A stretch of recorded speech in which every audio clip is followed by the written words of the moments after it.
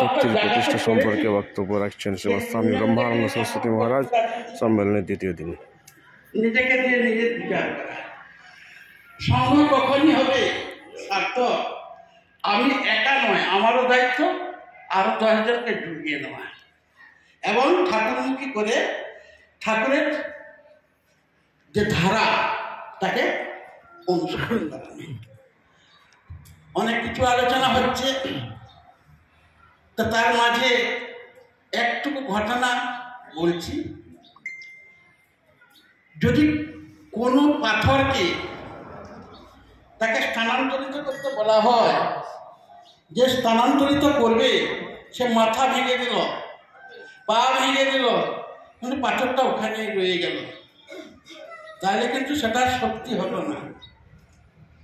স্থানচ্যুতি না করে তাকে এক স্থান থেকে অন্য জায়গায় যদি না নাড়াতে পারে তাহলে সেটা কাজ হলো। কাজের ডেফিনেশনটাই এটা। সংঘ শক্তি সেখানে আসবে যখন ভাবধারার মধ্যে নিজের সহ অন্যজনকেও তাদের পরিচালিত করা যাবে। আসলাম, স্তোত্র, বন্দনা, প্রার্থনা ইত্যাদি করে নিলাম, অর্থ তো মাথায় ঢোকেই না। ঈশ্বরের অনন্ত নামের শ্রেষ্ঠ নাম ওম, সেটাই উচ্চারণ হলো না, তার কাজটা কি হবে? তাই স্তুতি সেখানে ঈশ্বরের ভালো ভালো গুণ যেখানে নিবদ্ধ করা আছে, আমরা সেটা প্রার্থনা করি। প্রার্থনাটা কি? প্রকৃত অর্থকে হৃদয়ঙ্গম করে নিজের যাতনার দ্বারা নিজের মধ্যে ফুটিয়ে তোলা। নিজের যাতনায় যখন জানবো যে আমার মধ্যে সেই গুণ চলছে, সেটা নিয়ে চলা হচ্ছে উপাসনা, তোতা পাখির বুলিটা নয়। তাই গুণকর্ম স্বভাবযুক্ত অবস্থাতে যখন যেখানে যে রূপটি করার সেই রকম হওয়ার দরকার। আজকের যে চতুর্দশী একাদশী থেকে শুরু হয়েছে একটি ঘটনা, সেটি দেখা যাবে রাস্তাঘাটে চারিদিকে একটা পূজা হচ্ছে, বিভিন্ন রকম লারে লাপ্পা চলছে, কিন্তু কেন পূজা হয় সে জানে না। পঞ্চপাণ্ডবের মধ্যম পাণ্ডব ভীম একমাত্র পূজা হয়, ধর্মপুত্র যুধিষ্ঠিরের হলো না। স্বয়ং নিজের শক্তি দিয়ে অর্জুনকে কুরুক্ষেত্রে এতগুলো কাণ্ড ঘটলো, তারও পূজা হলো না। নকুল সাহেবের নয়, কিন্তু ভীমের হলো। কেন হলো? কেন হলো না? তার গুণ, নিজের যে ধর্ম সেটি সে রক্ষা করেছিল। স্বধর্মের নিধন হচ্ছে অপরধর্ম ভয়াবহ। যখন দুর্বাসা মুনি ধ্যানে বসেছে ইন্দ্রত্ব প্রাপ্তির জন্য, আর ইন্দ্রত্বের সিংহাসন ইন্দ্রের টলমল করছে, পাঠালেন তার শ্রেষ্ঠ নর্তকী হচ্ছে উর্বশী, যে তুমি যে কোনো ভাবে তার ধ্যান ভঙ্গ করো। উর্বশী এসে শত চেষ্টা করেও ধ্যান ভঙ্গ করতে পারেনি, পুনরায় ফিরে গেল। তখন চিন্তা করলো যে তার কি করা যাবে। না, এ ধ্যান ধারণা যারা করে দুটো জিনিস হচ্ছে শত্রু, কাম এবং ক্রোধ। কামদেবকে ডাকলেন যে তুমি আমার তো হাত পা নিয়ে যেতে পারবো নি, তো আমাকে নিয়ে যেতে হবে। তো কে নেবে? পবনদেবকে স্মরণ করলেন। পবনদেব এসে গেল, মাধ্যম হয়ে চলেছে। আবার উর্বশীকে পাঠানো হলো, যাও এবার তোমার চেষ্টা করো। উর্বশী নাচ শুরু করছে। এমতাবস্থায় যখন সে বেরিয়ে দিচ্ছে, তাকে ঘুরতে যাচ্ছে, তার যে কাপড়টা ছিল উঠছিল, সেটা দুর্বাসার ঘাড়ে লেগে যায়। যখন মোটর দিয়ে ঘুরতে যায়, তাকে কান পড়ে, তখন তাকিয়ে দিয়েছে। তাকে পাওয়ার জন্য এগিয়ে যায়। না, আমার কাজ শেষ হয়েছে, আমি অভিশাপ। কি অভিশাপ দেবে? তুই ঘটকে হয়ে যা। আমি কি দোষ করলাম? আমাকে তো এইভাবে করে যে আমার এদের কান্নাকাটি করার পরে ঠিক আছে, যেটা হয়ে গেছে এটা ফেরানো যাবে না। তো দিনের বেলায় ঘটকি থাকবে, রাত্রিবেলায় তুমি সূর্য অস্ত গেলে তুমি তোমার রূপ পেয়ে যাবে। আর এদিকে সূর্য উদয় হয়ে গেছে, ঘটকি ছুটতে লাগলো। দণ্ডী রাজা মৃগয়ায় যাচ্ছে, সেই মৃগয়ায় যেতে দেখছি অপূর্ব মেয়ে ছেলের মুখ, আবার ছুটছে কি তার পিছনে বাবা মা। যখন সে ধাবিত হয়েছে, ছুটে ছুটে সারা জঙ্গল তার পিছনে, ধরতে পারছে না। আর ছুটতে ছুটতে দিকে সূর্যাস্ত যেই হয়ে গেল, সেই ঘটকি তখন সেই উর্বশী হয়ে পড়লো, আর্দ্রটা দাঁড়িয়ে আছে। কে মা তুমি?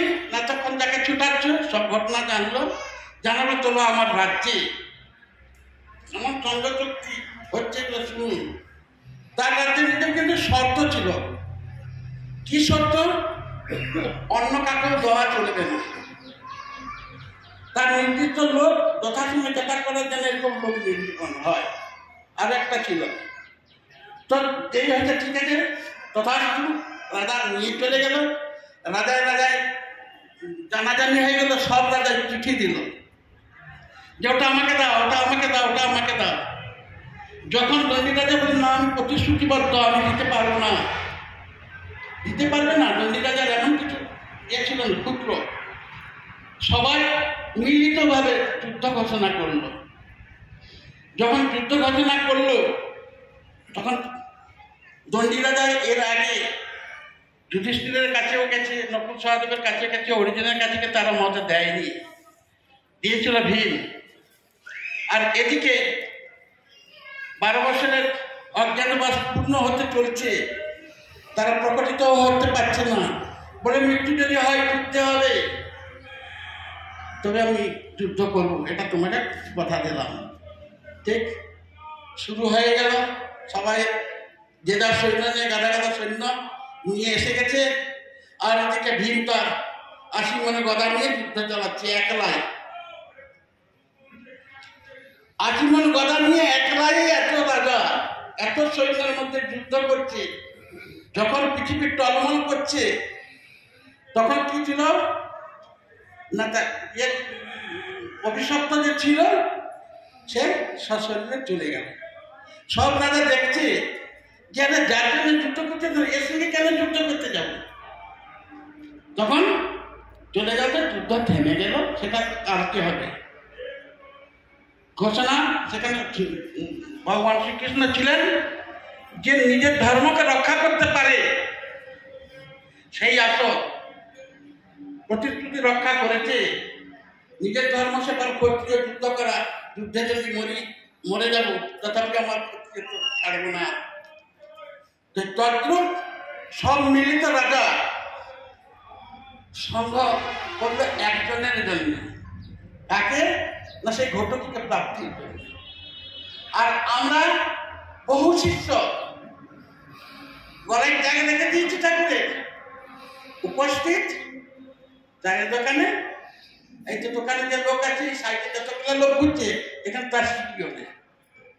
কেন না আমরা নিজে মনে স্থান দিইনি, আমরা সেই গুরুত্ব দিইনি যে আমরা আজকে তো সম্মিলনে হয়েছে, ঠাকুর ডেকেছেন, তিনি আমাদেরকে দেখবেন, আমরা যাব।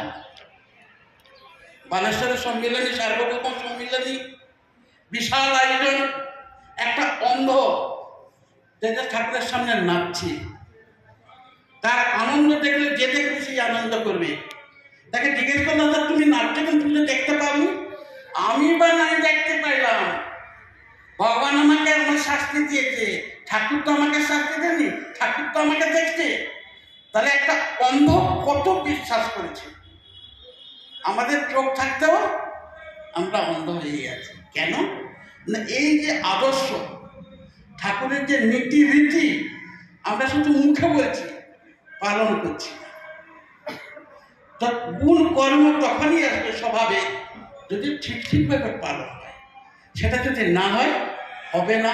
তার জন্য কি পেল কৃষ্ণ সেখানে, যে তুমি তোমার ধর্ম রক্ষা করেছ, পঞ্চ পাণ্ডবের মধ্যে তুমি মহিষের পূজা পাও। তাই একাদশী থেকে পূর্ণিমা অবধি যুদ্ধ চলছিল, আর পূর্ণিমা দিন ওই জন্য সাধু সন্ত দিন দুপুরে সেবা দিতে হয়, এটা রীতি রয়েছে। আর আজকের দিনে দেখা যাবে কালকে ঘট বিসর্জন হয়ে যাওয়ার পরে ভীম দাঁড়িয়ে আছে, কাজ পায়খানা করছে। তাহলে আমাদের শক্তিটা কত হলো? কাকচিলের পায়খানার সমান, তাই তো? দেখে করে যদি নিজের জীবনে কার্যকরী না করি তার কোথা থেকে হবে? আহ্বান করেছেন সম্মেলনী উপস্থিত, তিনি দেখবেন আমরা অনুপস্থিত, হয় নাকি কখনো?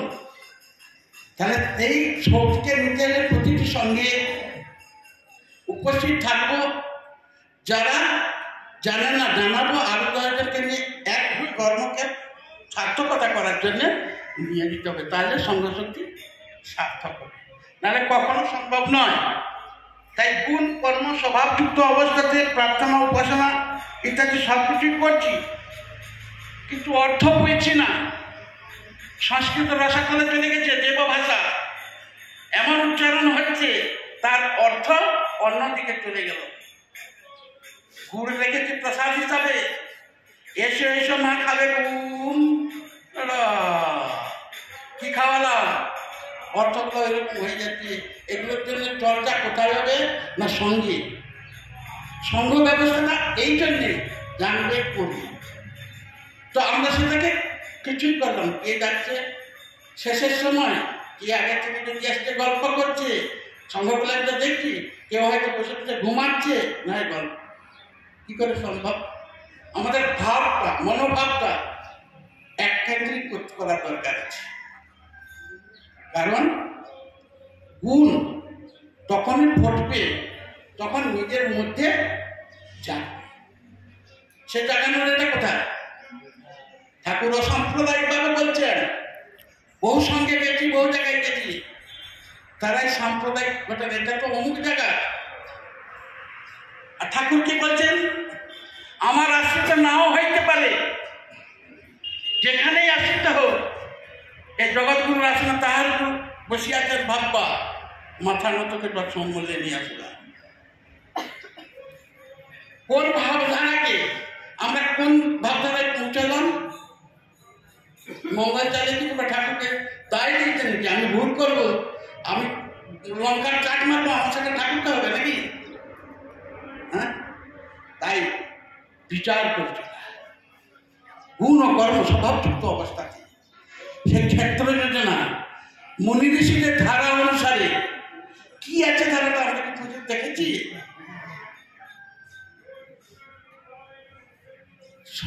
একটা শব্দ আছে না, পশ্চাতে রেখেছো যারা সে তোমার পশ্চাতে টানেছে, তাই আমি চোখের সামনেই দেখতে পাচ্ছি সব ঘটছে, এমন ঘটছে মানে সেগুলো বলার মতন নেই। ঠাকুর চোখ যে দেখিয়ে দিচ্ছে যে দেখো তার কিরকম অবস্থা, বলি না? তো এই যে অবস্থা যদি চেতন না আসে, নিজেকে যদি জাগানো না হয়, কে করিয়ে দেবে? কারো করার ক্ষমতা নেই। মুষ্টি ভিক্ষার নির্দিষ্ট সময় আসছে না, মাসিক চাঁদা আসছে না, যে অন্তত মাসে 2 মাসে আমি নিজের হাতে নিয়ে ঠাকুরের কাছে গিয়ে পৌঁছাবো, কিছু জানবো, সঙ্গ করবো, সে ভাবধারাটা উঠেই গেছে বললে হয়। কোথা থেকে জানবে? প্রশ্ন তো কোনোদিন একটার কাছেও পাইনি। বহুবার লিখেছি, বহু ভাষণে বক্তব্য রেখেছি, একদিন একটাও কথা কেউ জিজ্ঞেস করেনি। খালি কি বাহ্যিকভাবে আমার ছেলেটা পড়ে না, আমার ছেলেটা এই, ছেলের চাকরি হলো না, মেয়ের বিয়ে হলো না, বিল্ডিংটা লোন পাইনি, কি করে পাবো? ধনানি ভূমস্ত গোষ্ঠে নারী গৃহদ্বারী সুতশ্মশানী দেহ তায়ান করলো তোমারকে ঘর মানুষ গচ্ছতি বিবয়েকো। ধনানি ভূম, এই ভূপৃষ্ঠের উপরে যত সম্পদ আছে তার মালিক যদি আমি হই, যাওয়ার সময় এক কানা যাবে না। যাবে কি? ধনানি ভূম পশবস্ত গোষ্ঠে, পশু পাখি যা কিছু পালন করি, যাওয়ার সময় তারাও বুঝবে না, তারা পশুর মতনই থাকবে যে আমার অন্নদাতা চলে গেল। নারী গৃহদ্বারী, যাকে নিয়ে আমি সংসার বাঁধলাম, যত দিয়ে যাই দুয়ার বেলা পর্যন্ত যাবে, গোবর ছড়া দিয়ে বিদায় করবে, তার অধিকার আর যাওয়ার নাই। সুতার শ্মশানে পুত্রের জন্য যত রেখে শ্মশানকে যাবে, পিছন করে আগুনটা দেবে আর পিছন করে বসে থাকবে, দেখারও তার অধিকার নেই। যখন সম্পূর্ণ পোড়া হয়ে যাবে তখন জলের ঢালবে। আর যতই চপ্পট লেহ পেহ দামি তোমার পাউডার লি, এ দেহটাও 3 মুঠা ছাই হবে। কিন্তু কি যাবে? ধর্মানুগ গচ্ছতি এগো, সেই ধর্ম ব্যবস্থা সঙ্গে সেখানে আলোচনা করব। উদ্ধার নিজে করে পেতে হবে, কেউ করে দেবে না। ধারাকে মেনে পুঙ্খানুপুঙ্খভাবে নিজের বিচারে নিজেকে করে জাগানো। যদি প্রত্যেকে আমরা সেই জাগানোটা শেখি তাহলে তো থাকতে হলো সঙ্গ, না সঙ্গ কোথা থেকে আসবে? একে নয় সেখানে তার পটে না, এখানে কোনো রকম ভাবে থাকবে না। হিংসা লেগে একাকার করে আমরা ঠাকুর নাচিত হয়েছি, তার সামনে উপস্থিত হব, তার কথা আলোচনা করব, তার ধারাকে নিজের জীবনে কার্যকরী করে প্রকাশিত করব ঠাকুরের গুণ বিচার। কোথায়? তাই ক্ষেত্র যোজনায় ধর্মটাকে নিয়ে যাবে কি? জন্ম জন্মান্তরের কর্মভূমি, এই ভূমি এটা শুধু ভোগ করার জন্য, দুর্ভোগকে ভোগ করার জন্য শুধু নয়। সুখ কোথায় আছে? নিজের কাছেই। কোন রকম বাসনা কামনা চাহিদা কিছু থাকবে না। নিজের এককেন্দ্রিক মনস চঞ্চলতাটা কাটিয়ে তীরথের একমুখী হওয়া। আমরা গ্রিক আলেকজান্ডারের কথা শুনেছি, বহু সম্পদ লুট করলো, বহু দেশ জয় করলো, কিন্তু লাঠি দাঁড়ালো। 4 জন স্পেশাল ডাক্তার ছিল তাকে সুস্থ রাখার জন্য। এনসিফালাইটিস মশার কামড়ে শেষ গতি হলো। নির্দেশ দিলেন যে শোনো, এই যে সম্পদ যত কিছু নিয়েছি আর এই 4 জনকে আমাকে সুস্থ রাখার জন্য রেখেছিলাম, আমাকে রাখতে পারলো না, এই 4 জনই কাঁধে তুলে নিয়ে যাবে শ্মশানে। আর আমাকে তো নিয়ে যাবে, হাত বাঁধবে না, হাত যেন তুলতে তুলতে যায়, দেখে এই হাতে লুট করেছিলাম আর এই হাত খালি যাচ্ছে। আমাকে ঘর থেকে বার করানোর পরেই যত সম্পদ আছে দিয়ে দেবে। আর আমরা দিতে দিতে সব যেন পুরাইয়া যায়, সব শেষে রাঙা চরণে লয় পায়, চোখে চোখে ফেলছে। কেউ চিৎকার করে বলছে, আমি বলছি কি দিলাম? দিলামটা কি? পত্র পুষ্প ফল সবই তো আমার। তুমি কি দিয়েছ অর্জুন? সন্তুষ্ট সততাং যোগী তার মানিতা নিশ্চয় ময়ার্পিত মনের প্রতি মতো ভক্ত সত্য নিত্য। তুমি তোমার মন বুদ্ধি দাও, তোমার ভিতরে বসে আছি এই দৃঢ় বিশ্বাসটাকে আনো, তাহলে আমরা ঠাকুরের ফটো নিয়ে ঘাড়ে ঝুলিয়ে দিয়ে যেখানে সেখানে মাথা নত করছি, সে এটা তারি পায়ে পড়ে গেল। কি হলো? গুণ কোথায় গেছিল? ঠাকুর কোথায় রাখলাম? খুব সাবধান। যার আশ্রিত হয়েছি, যে আমার চূড়ামণি, তাকে লকেটটা গলায় ঝুলিয়ে দিয়ে অন্য জায়গায় যাচ্ছি, মাথাটা নত করতে যখন লকেটটা কি হলো? তার পায়ে পড়বে। পাপটাকে ভোগ করবে। যে কোনো জিনিস বিচারের সঙ্গে আধারকে তৈরি করা। সময় দেওয়া হয়েছে 20 মিনিট। 20 মিনিট হয়ে গেল। তাই আবার যখন হবে আলোচনা হবে, সকলে ভালো থাকুন, ঠাকুরমুখী হন, ঠাকুর সকলকে আশীর্বাদ করুন, যাতে সৈন্য শক্তি দিনের পর দিন বাড়ে, তার আদর্শতা প্রচারিত হয়। सर्वेषां मंगलं भूयात् सर्वशक्ति निरामया सर्वे भद्राणि पश्यन्तु मा कश्चित् दुःखभाग् भवेत्। ओम शांति शांति शांति। জয়গুরু। এরপর আপনাদের সামনে ভক্তিমূলক সঙ্গীত পরিবেশন শোনাচ্ছেন রবীন্দ্রনাথ ব্যানার্জি মহাশয়। আজকের সঙ্গীত হচ্ছে শিষ্য ভক্তের কর্তব্য সম্পর্কে, যেভাবে গুরু শিষ্যের যে করা কর্তব্য সেই হিসেবে গান হবে।